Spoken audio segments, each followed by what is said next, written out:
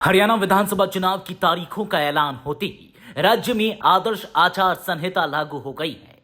चुनाव आयोग ने चुनाव प्रक्रिया को निष्पक्ष और स्वतंत्र बनाने के लिए इन नियमों को सख्ती से लागू किया है। इस आचार संहिता का मुख्य उद्देश्य यह सुनिश्चित करना है कि चुनावी माहौल में किसी भी प्रकार का अनुचित लाभ न उठाया जा सके।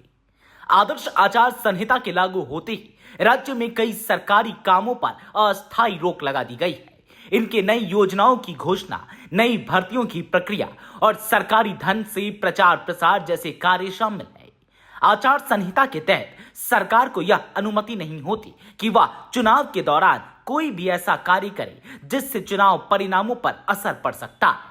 आदर्श आचार संहिता चुनाव आयोग द्वारा तैयार किए गए कुछ नियमों का एक समूह है जिसका पालन चुनाव के समय सभी राजनीतिक दलों और उम्मीदवारों को करना होता है। यह नियम न केवल सिर्फ सत्ताधारी लोगों पर लागू होते हैं बल्कि विपक्षी दलों पर भी लागू होते हैं। इसका मुख्य उद्देश्य यह सुनिश्चित करना है कि चुनाव निष्पक्ष, स्वतंत्र और पारदर्शी ढंग से संपन्न हो। आचार संहिता के लागू होते ही चुनाव के दौरान सरकारी कामकाज पर नजर रखी जाती है।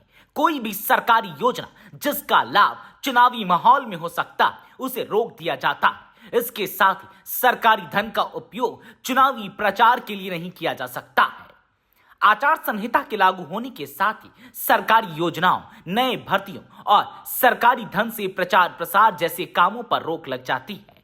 किसी नई योजना की घोषणा नहीं की जा सकती है और पहले से चल रही योजनाओं में भी नया काम शुरू नहीं किया जा सकता है। सरकारी विज्ञापनों पर भी रोक लगा दी जाती है ताकि किसी भी पार्टी को अनुचित लाभ न मिल सके।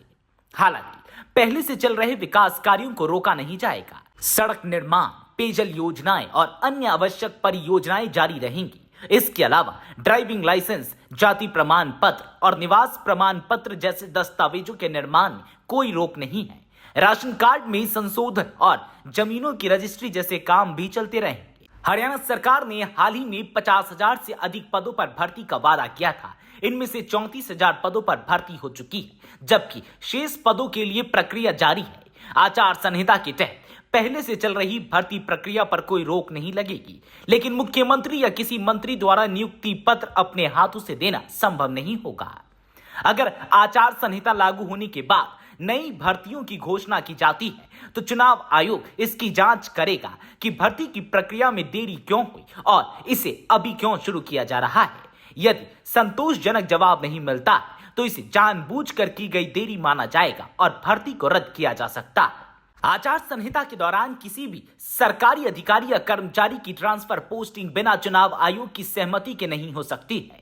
हालांकि अगर ट्रांसफर अत्यंत आवश्यक है तो चुनाव आयोग की अनुमति लेकर इसे किया जा सकता है।